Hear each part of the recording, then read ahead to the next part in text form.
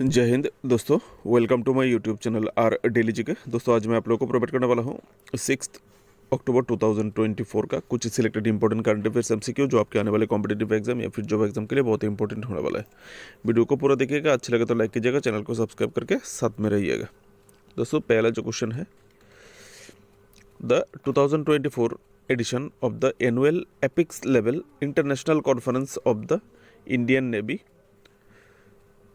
The Indo Pacific regional dialogue, जिसको संक्षेप में IPRD बोलते हैं, will be held in which city. दोस्तों पूछा गया है 2024 का जो संकलन है हाईएस्ट लेवल का international conference of the Indian Navy, भारतीय नेवी का जो इंटरनेशनल कॉन्फ्रेंस है जिसका नाम इंडो पैसिफिक रीजनल डायलॉग, वो कौन सा सिटी पर आयोजित होने वाला है। दोस्तों इसका आंसर होगा न्यू दिल्ली। और इसका इस बार इसका जो थीम है, the theme of the 3 days conference, ये 3 दिन का कॉन्फ्रेंस होने वाला है, resource geopolitics and security in the Indo Pacific. वर्तमान में जो जियोपॉलिटिक्स का जो सिचुएशन है उसके आधार पर क्या किया जा सकता है नेवी की तरफ से, उसी के आधार पर यहाँ पर आलोचना किया जाएगा। अगला question, which of the following countries will host the first ever kho-kho World Cup in 2025। दोस्तों यहाँ पर कुछ कंट्री है, इस कंट्री में से किस कंट्री पहली बार खो-खो वर्ल्ड कप 2025 का, जो 2025 में जो खो-खो वर्ल्ड कप खेला जाएगा उसका होस्टिंग कंट्री होने वाला है, उस कंट्री में खो-खो वर्ल्ड कप का आयोजन किया जाएगा। दोस्तों इसका आंसर होगा इंडिया। इंडिया पहली बार खो-खो का आयोजन करने वाला है। ठीक है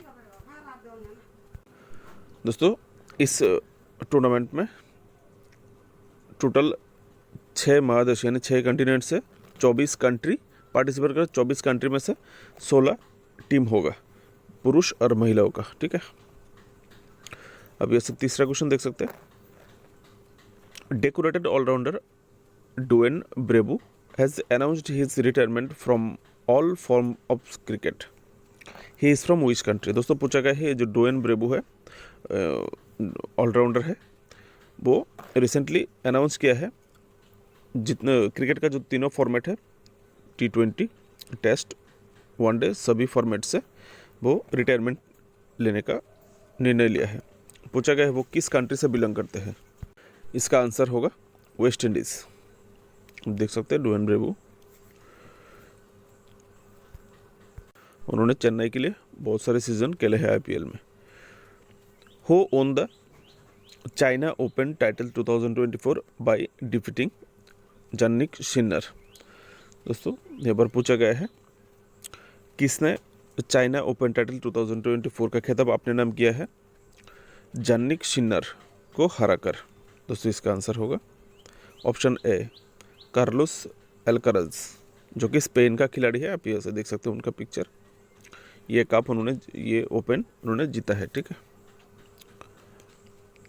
अगला question, scientists have recently detected the gases carbon dioxide and hydrogen peroxide on which planets moon. दोस्तों पूछा गया है रिसेंटली साइंटिस्ट को किस कंट्री की जो चांद है मून पे carbon dioxide and hydrogen peroxide नाम का 2 गैस का संदन मिला है।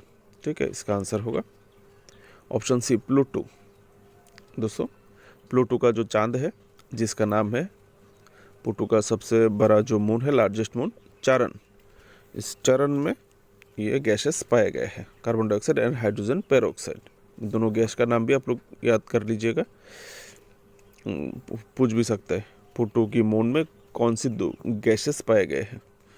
यहाँ पर देख सकते हैं Charon is the half of the size of Pluto, ये इतना बड़ा मून है प्लूटो का, प्लेनेट का, कि साइज में प्लूटो का हाफ है, जो कि डिस्कवर किया गया था 1978 में। अगला question, what is the name of the scheme launched by the central government to enhance youth employability in India. Dear friends, यहाँ पर पूछा गया है सेंट्रल गवर्नमेंट के द्वारा, केंद्र सरकार के द्वारा रिसेंटली किस स्कीम का लॉन्च किया गया है जिसके द्वारा जो यूथ है, युवा है, युवाओं को मतलब काम का स्कोप मिलने का मौका को बढ़ाया जाएगा इन इंडिया, भारत में, ठीक है। यहाँ पर इसका आंसर होगा ऑप्शन ए, ये पीएम इंटर्नशिप स्कीम। आइए दोस्तों देख लेते हैं ये स्कीम क्या है। The prime minister internship scheme was recently launch to provide improve youth employability in India by giving practical experience in business environments। मतलब आपको आपका मतलब इम्प्रूव यूथ एम्प्लॉयबिलिटी, जो काम पाने का जो उनको ज़्यादा से ज़्यादा काम कैसे मिल सके एम्प्लॉयमेंट सेक्टर में, बिजनेस सेक्टर में, उसका ही ट्रेनिंग दिया जाएगा। कैसे? बाय गिविंग प्रैक्टिकल एक्सपीरियंस, उन लोगों को प्रैक्टिकल एक्सपीरियंस दिया जाएगा अलग अलग बिजनेस एनवायरनमेंट में। कैसे? It aim to offer internship to 1 crore youth in the top 500 companies over 5 year.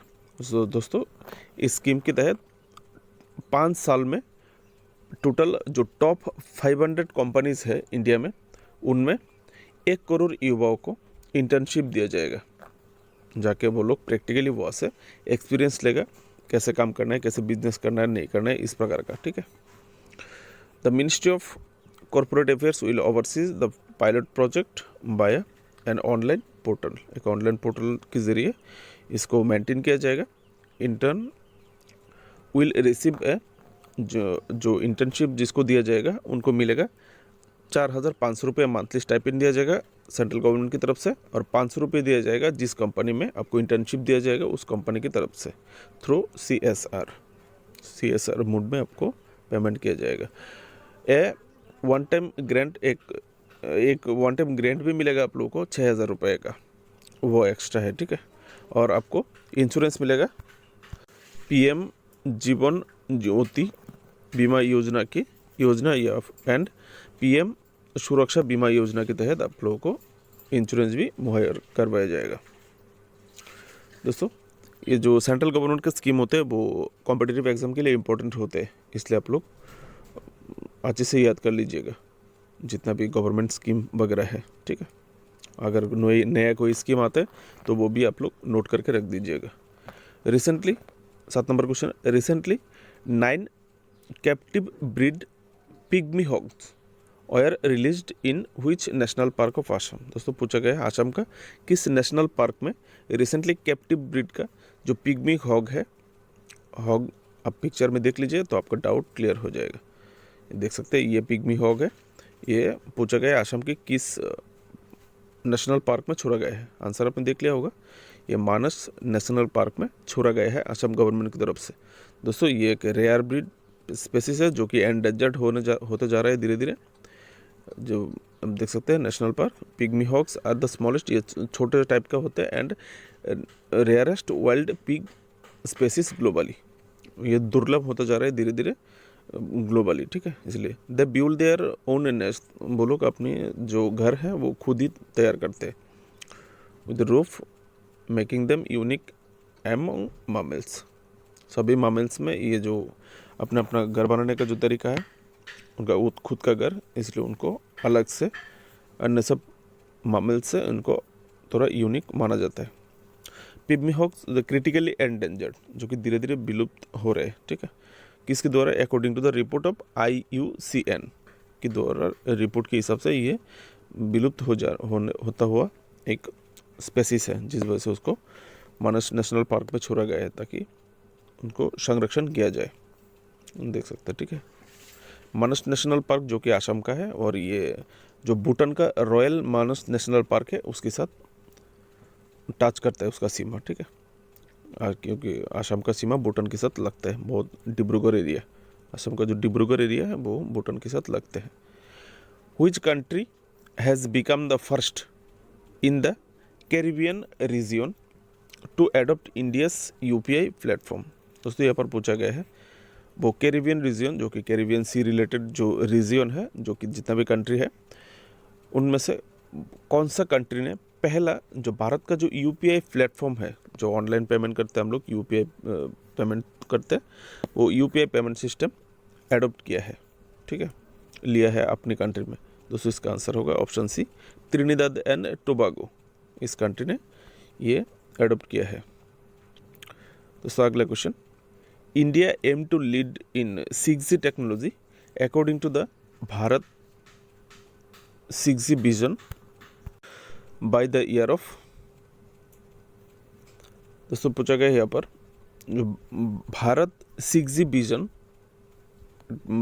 Technical company के अनुसार इंडिया 6G टेक्नोलॉजी में इंडिया कब तक वर्ल्ड को लीड करना चाहता है, मतलब 6G टेक्नोलॉजी में लीड करना चाहते हैं, पहले लाइन में रहना चाहते हैं, ठीक है, क्योंकि सब हम दूसरों से लेते हैं, हम हमारी तरफ से हम देना चाहते हैं, ठीक है। वो 2030 के आते तक इंडिया लीडिंग ग्लोबल सप्लायर बनना चाहता है 6G टेलीकॉम सॉल्यूशन का, ठीक है। दोस्तों आज के लिए इतना ही है।